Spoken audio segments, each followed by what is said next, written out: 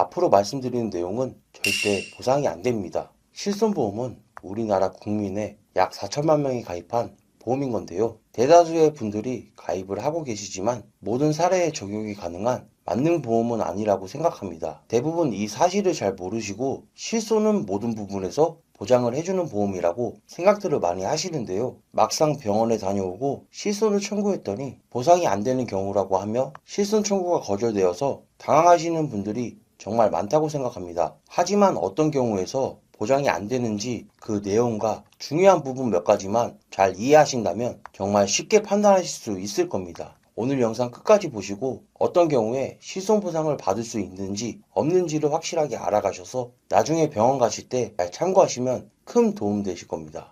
본 광고는 광고 심의 기준을 준수하였으며 유효기간은 심의일로부터 1년입니다. 설명에 앞서서 우선 실손보험에 대해 간략하게 설명드리면 실손보험은 국민건강보험이 적용되는 급여와 적용이 되지 않는 비급여 두 가지 모두를 보상받을 수 있는 정말 유용한 보험이라 생각합니다. 여러분이 상해나 질병으로 인해 치료를 받았다면 특정한 몇 가지를 제외한 나머지 대다수에 대한 보장이 가능한 건데요. 여기서 중요한 점이 하나 있습니다. 실손은 치료를 목적으로 했을 때 보상받는 보험이라는 겁니다. 즉 치료인지 치료가 아닌지 이 부분이 가장 중요한 건데요. 아파서 치료받기 위해 병원을 방문한 것이 아니라면 기본적으로 실손에서는 보상이 되지 않습니다. 그럼 실손보험이 보장이 안 되는 대표적인 사례를 하나씩 말씀드려 볼게요. 급여와 비급여 모두 보상이 안 되는 항목, 비급여에서 보상이 안 되는 항목, 크게 두 가지로 구분을 할 수 있다는 겁니다. 먼저 급여와 비급여 모두에서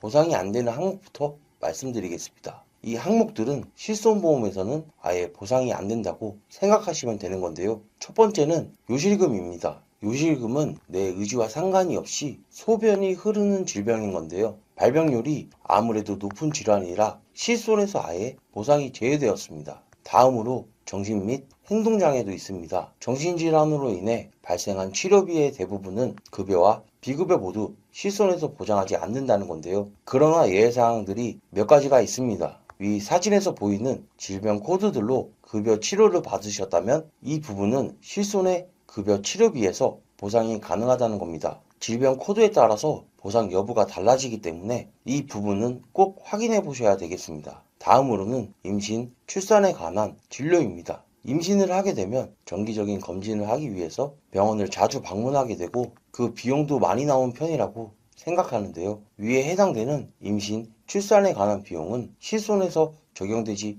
않는다는 겁니다. 마찬가지로 재앙절개 역시 선택이나 응급재앙 관계없이 실손 보상을 받을 수 없다는 건데요. 그 이유는 임신은 질병으로 보지 않기 때문입니다. 다음으로 실손의 급여 항목에서는 보장을 하지만 비급여 항목에서는 보장을 하지 않는 사항들에 대해서 말씀드리겠습니다. 우선 비만이 있습니다. 우리나라도 서구화되면서 비만율이 굉장히 높아졌다고 생각하는데요. 비만 치료를 위한 비용은 비급여에 보상이 되지 않는다는 겁니다. 또한 치액, 치질 같은 항문 질환에 대해서도 비급여 보상은 제외인 건데요. 이 또한 발병률이 높은 질환이라고 생각하기 때문에 급여 항목에 대해서만 보상을 받을 수가 있습니다. 다음은 치과 치료입니다. 마찬가지로 급여는 실손으로 보상이 가능하지만 정작 치과 치료의 비용이 많이 나오는 금리, 임플란트 같은 비급여 치료는 실손에서 보장이 되지 않습니다. 이 부분을 대비하시려면 별도의 치아보험 상품을 가입하셔야 된다고 말씀드리고 싶습니다.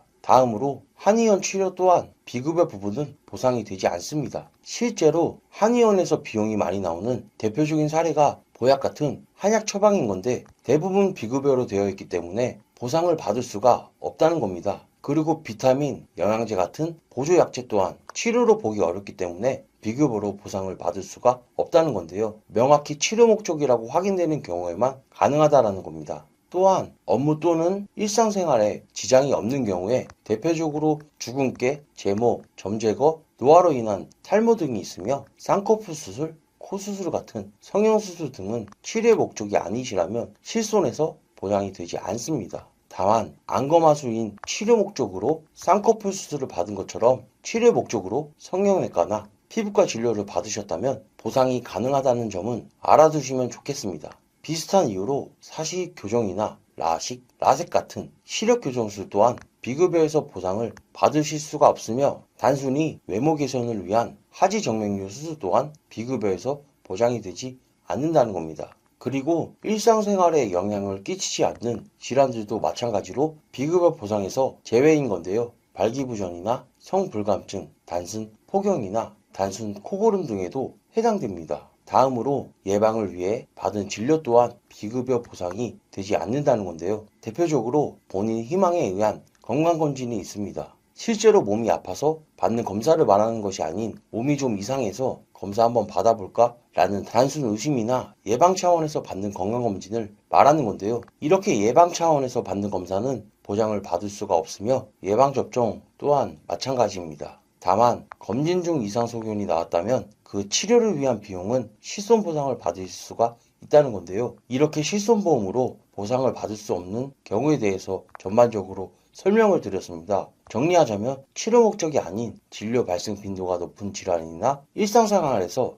큰 영향을 끼치지 않는 질환에 대한 경우에는 보상이 되지 않는다는 점을 알 수가 있었는데요. 이런 내용들을 잘 이해하신다면 내가 병원에서 받은 치료가 보상이 되는 건지 아닌 건지 쉽게 판단할 수 있을 겁니다. 마지막으로 여러분들이 자주 헷갈려 하시는 응급실 진료 시 실손보상에 대해서 말씀드리고 영상을 마무리하도록 하겠습니다. 응급실은 빠른 보상이 가능하다는 점에서 응급 환자뿐만 아니라 비응급 환자도 종종 이용을 하게 되는데요. 이때 치료를 받기 위해 발생한 급여, 비급여 비용은 실손에서 기본적으로 보상을 받을 수가 있다는 겁니다. 그러나 응급실에서 치료를 받게 된다면 급여나 비급여 항목 이외에도 응급관리료라는 비용이 추가로 부과된다는 건데요. 비응급 환자의 무분별한 응급실 이용으로 진짜 응급 환자가 피해를 보는 것을 막기 위해서 만들었다고 보시면 될 것 같습니다. 그리고 이 응급실 관리료는 내가 진짜 응급 환자인지 아닌지에 따라서 실손보험의 보상 여부가 결정이 된다는 건데요. 의료법에 판단하는 응급 환자나 응급에 준하는 환자가 응급실을 이용할 경우에만 실손보험의 응급실 관리료를 보상받을 수 있다는 겁니다. 그리고 해당하는 사례는 위 사진의 약관 자료를 통해서 확인할 수 있습니다. 이에 해당하지 않는다면 비응급 환자로 분류되며 이때 응급실 관리료는 전액 본인이 부담을 하셔야 한다는 겁니다. 그렇더라도 기본적인 급여와 비급여의 치료비는 보상을 받을 수 있기 때문에 비응급 환자라도 치료비는 청구하시면 되겠습니다. 여기까지 실손보험에 보상이 안 되는 경우에 대해서 말씀드렸는데요. 오늘 알려드린 내용을 잘 기억하신 다음 앞으로 병원을 방문하시거나 치료를 받으실 경우에 잘 참고하신 다음 계획을 세우시면 될 것 같습니다. 그리고 마지막으로 하나 더 말씀드릴 실손보험 가입자분들이시라면 꼭 알아야 하는 혜택이 있는데요. 바로 연간 자기부담금 상한제입니다. 1세대에서 4세대까지 가입한 사람들은 1년 동안 병원비로 지출한 금액이 200만 원을 초과할 경우에 그 초과한 금액에 대해서는 본인이 부담할 필요가 없는 자기부담금 상한제가 적용이 된다는 겁니다. 예를 들어서 말씀드리면 내가 급여 부분 90%,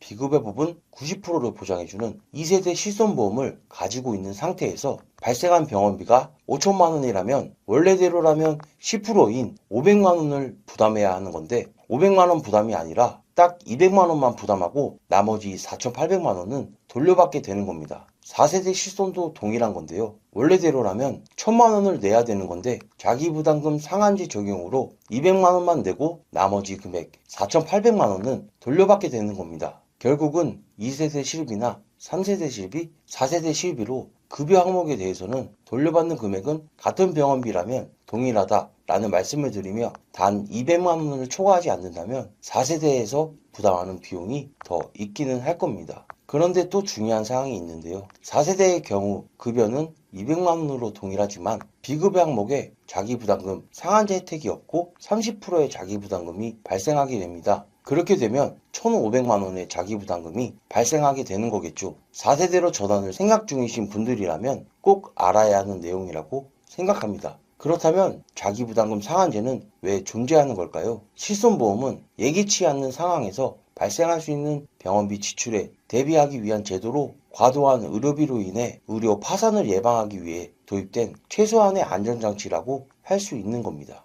결국에는 내가 가입한 세대가 몇 세대인 건지 관계없이 급여 항목에 대해서는 1년에 딱 200만 원만 자기 부담을 하며 그 이상부터는 부담할 필요가 없다는 겁니다. 이런 걸 잘 모르는 분들은 병원비 걱정에 불안해하며 실손해서 보상이 안 될까 두려워하고 치료에 집중하시기 어려울 거라고 생각하실 건데요. 몸도 아픈데 머리까지 아프면 정말 속상할 것 같습니다. 내가 가입한 보험이 어떻게 어디까지 보장이 되는지, 그리고 앞에서 말씀드렸던 내용들을 통해 내가 그동안 혹시 손해보고 있었던 건 아닌 건지, 인생을 살면서 한 번쯤은 꼭 점검해 보시는 것이 월 보험료 지출을 줄이는 방법이라고 생각합니다. 오늘 내용이 도움되셨다면 구독과 좋아요 부탁드리며 앞으로도 더 도움되는 내용으로 찾아뵙겠습니다. 감사합니다.